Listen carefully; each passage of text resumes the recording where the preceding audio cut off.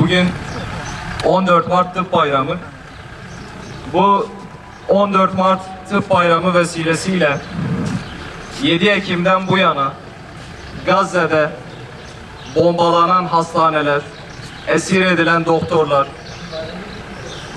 edilen doktorlara işkence edilmesi ve orada sağlık sisteminin durma noktasına gelmesi dolayısıyla 14 Mart günü Gazze için, Gazze'deki doktorlar için, Gazze'deki yaralılar için ve oradaki sağlık durumu için bir basın açıklamamız olacak.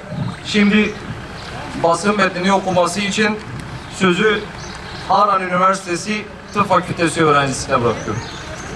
14 Mart Tıp Bayramı dolayısıyla Gazze'de hastanelere yapılan saldırıları telin etmek, savaş şartlarında hizmet vermeye çalışan doktorlara karşı reva görülen sürgün, esir edilme ve işkence olaylarını duyurmak adına basın açıklaması yapmak için buradayız. Bismillahirrahmanirrahim. Zulmetmekte olanlar nasıl bir inkılaba uğrayıp devrileceklerini pek yakında bileceklerdir. İzzeti kuşananlara selam olsun. Zalimlerin karşısında dik duranlara selam olsun. Mazlumların safında yer alanlara selam olsun. Bunca yıkım ve katliama rağmen Gazze'de kalan Filistin'in yiğit evlatlarına, annelerine, gazetecilerine, doktorlarına selam olsun. Evladının naaşını çalıştığı hastanenin bahçesine gömdüğü halde yerini terk etmeyip yaralıları tedavi etmeye devam eden ve hastanesini mertçe koruyan Kemal Udvan Hastanesi Başhekimi Doktor Hüsam Ebu Safiye'ye selam olsun. İşgal hapishanelerinde işkence sonucu şehit edilen ve ayakta öleceğiz, asla diz çökmeyeceğiz diyen Orta Doğu'nun en önemli cerrahlarından olan Filistinli ortopedi profesörü Doktor Adnan El-Burş'a selam olsun. Ölüm kalp kriziyle mi yoksa Apache helikopteriyle mi olsun derseniz ben Apache'yi tercih ederim diyen, bu sözünde sadık olup aynen zikrettiği şekilde şehit edilen pediatri uzmanı Doktor Şehit Abdülaziz Rantisi'ye selam olsun. Cihat altındaki meşakkat düşmanın zilleti altındaki rahattan daha değerlidir diyen ve Mossad'ın paralı katilleri tarafından şehit edilen Şehit Doktor Fethi Şikaki'ye selam olsun. Ve Gazze'de yaşanan soykırıma seyirci kalmayan siz değerli hekim adaylarına ve vicdan sahiplerine selam olsun. Değerli hocalarım, kıymetli arkadaşlar. Siyonist işgal rejimi 75 yıldır işgal etmiş olduğu Filistin topraklarında işgalini gün be gün genişletmektedir. Kudüs ve Mescid-i Aksa başta olmak üzere birçok mübarek belde işgalin postalları altında özgürlüğüne kavuşacağı günü beklemektedir. Filistinli kardeşlerimiz işgalin başladığı günden bu yana her türlü hak ihlaline maruz kalmıştır.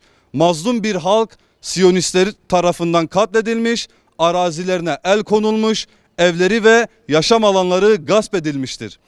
Siyonistlerin işgal saldırılarından dolayı kardeşlerimiz başka ülkelerde muhacir kalmak zorunda bırakılmıştır. Binlercesi zindanlarda işkence görmüş, 1948'den bu yana yüz binlercesi ise şehit edilmiştir. Yaşanan bunca mezalime karşı 7 Ekim 2023'te Hamas tarafından gerçekleştirilen Aksa Tufanı operasyonu Mescid-i Aksa ve Kudüs başta olmak üzere 100 yıldır görülmeyen işgalin görünür olmasını sağlamıştır. Uluslararası aktörler ve devletler her zaman olduğu gibi zulmün karşısında değil, zalimlerin yanında saf tutmuştur. 1948'den bu yana 200 binden fazla Filistinli Siyonist işgal rejimi tarafından katledilmiştir. Sadece 7 Ekim'den bu yana Gazze'de en az 20 bini çocuk, 15 bini kadın olmak üzere 50 bin kardeşimiz şehit olmuştur. Hiçbir savaş hukuku tanımayan ve hiçbir ahlaki değer taşımayan Siyonist terör şebekesi 7 Ekim'den bu yana sürekli ve kasıtlı olarak sivil kampları, camileri, okulları ve hastaneleri bombalamıştır. Özellikle hastanelere düzenlemiş olduğu bu terör eylemleri neticesinde binlerce insanı katletmiş, hastaneleri yıkıp devre dışı bırakmış, Gazze'de sağlık sistemini durma noktasına getirmiştir. Dünya Sağlık Örgütü Genel Direktörü Tedros Adhanom'un açıklamasına göre Gazze şeridindeki 36 hastaneden yalnızca 18'i kullanılabiliyor. Ve bunların çoğu sadece kısmen hizmet verebiliyor. Gazze'deki sağlık durumu maalesef gittikçe kontrolden çıkmaktadır. Tıbbi yardım almak için beklenilen her saniye can kaybedilmektedir. Gazze için bölgeye gönderilen tıbbi malzemeler sınırda mahsur kalmıştır. Hayat kurtaran malzemeleri ulaştırmaya başlamak için acil erişime ihtiyaç vardır. Bununla beraber Gazze'de binlerce hasta tahliye edilip Gazze dışında tedavi görmek mecburiyetindedir. Zira Gazze'deki sağlık sistemi çökmüştür. Ve Gazze şeridinde tıbbi tahliye gerektiren 14.000 kadar ağır hasta bulunmaktadır. İşgalci İsrail, Mısır sınırındaki Refah sınır kapısı üzerinden bu ağır hasta ve yaralıların çıkışını kasten engellemektedir.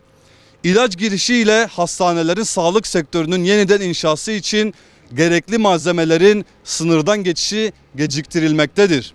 Sözde ateşkes anlaşmasına rağmen işgalci terör şebekesi yerinden edilen Filistinlilerin Gazze şeridinin kuzeyine dönüşlerini geciktirmiş, Gazze şeridindeki Filistinlileri hava saldırıları ve üzerlerine açılan ateşle hedef almış, barınma malzemelerinin Gazze'ye girişine izin vermemiş, tıbbi malzeme ve ilaçların Gazze'ye girişini geciktirmiştir. Tüm bunlar yaşanırken İslam ülkeleri liderlerine harekete geçme çağrısı yapan Kemal Udvan Hastanesi Başhekimi Doktor Hüsam Ebu Safiye'nin çağrıları cevapsız kalmış. Kemal Udvan Hastanesi işgalciler tarafından basılmış, ateşe verilmiş, yaralıları ölüme terk edilmiştir. Başhekim Doktor Hüsam Ebu Safiye son ana kadar hastanesini ve hastalarını korumak için direnmiş, işgal tanklarının üzerine korkusuzca yürüyüp canını tehlikeye atmış, ancak işgalciler tarafından esir edilerek zindana atılmıştır. Zindanda maruz kaldığı işkenceler bilinmemekte ve sağlığı hakkında bir bilgiye ulaşılamamaktadır. Dünya Tabipler Birliği başta olmak üzere Dünya Sağlık Örgütü ve tüm STK'lar Doktor Hüsam Ebu Safiye için seferber olmalıdır.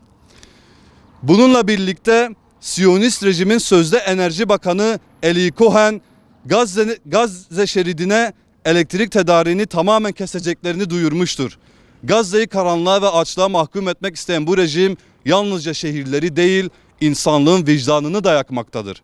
Harran Üniversitesi Tıp Fakültesi öğrencileri olarak bizlere örnek ve idol olan Doktor Rantisi'nin, Doktor Fethi Şikaki'nin, Doktor Adnan Elburş'un ve Doktor Hüsam Ebu Safiye'nin yolunu sürdüreceğimize söz veriyor, ahdediyoruz. Bu sözler bizler için sadece bir yemin değil, bir davadır. Zulme karşı susmayacağız. Kudüs özgürlüğüne kavuşana kadar ve Siyonist işgal rejimi denize dökülüp haritadan silinene kadar azim ve kararlılıkla davasını savunmaya devam edeceğiz. Allah'ın selamı, rahmeti, bereketi üzerinize olsun. Basın açıklamamız burada nihayete ermiştir. Katılıp gösterdiğiniz için Allah hepinizden razı olsun. Allah'a emanet olun, sağlıcakla kalın.